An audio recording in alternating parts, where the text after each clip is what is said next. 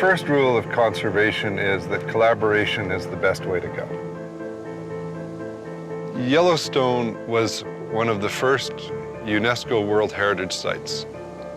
It represents that moment when we decided to protect nature for the collective good. Here on the north rim of the Yellowstone Grand Canyon, you can see how the park got its name, plus a whole bunch of other wonderful colors. It is a dazzling landscape.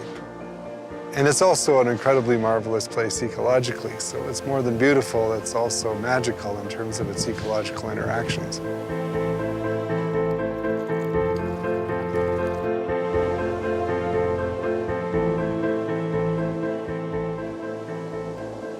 Wolves were well established in Yellowstone when the park was designated in 1872. They are arguably one of the most controversial forms of wildlife on the planet.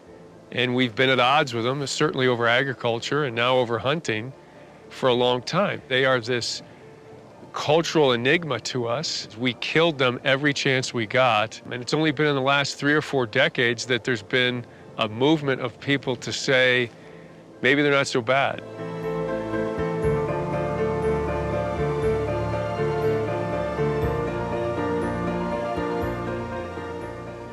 The restoration of the wolf after a 70-year absence is truly a phenomenal event.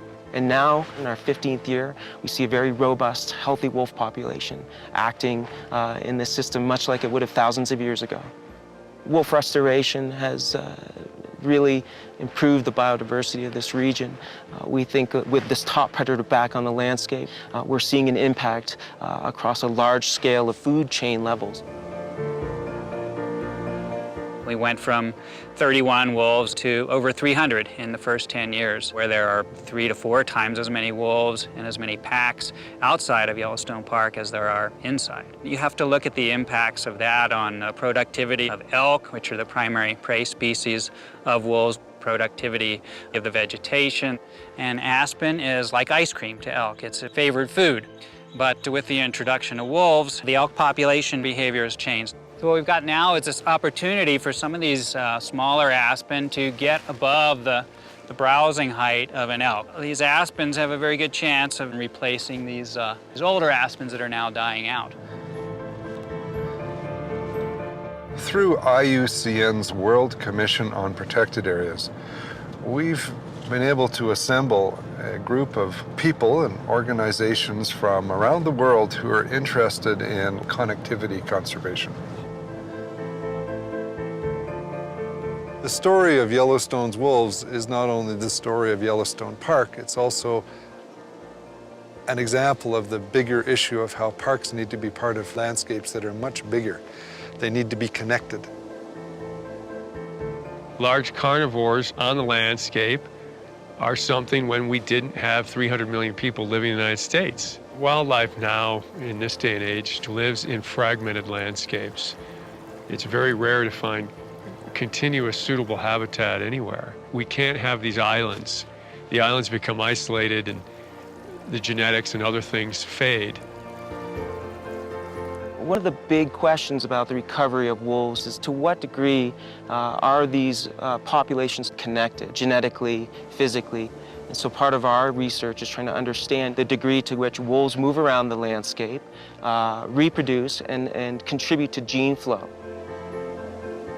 Yellowstone actually can't function as an island. It actually needs to be part of a bigger system that goes from Yellowstone all the way up into the Yukon in northern Canada. We have to think at that scale, connecting these reserves, not allowing them to become little island fortresses, or they will become islands of extinction.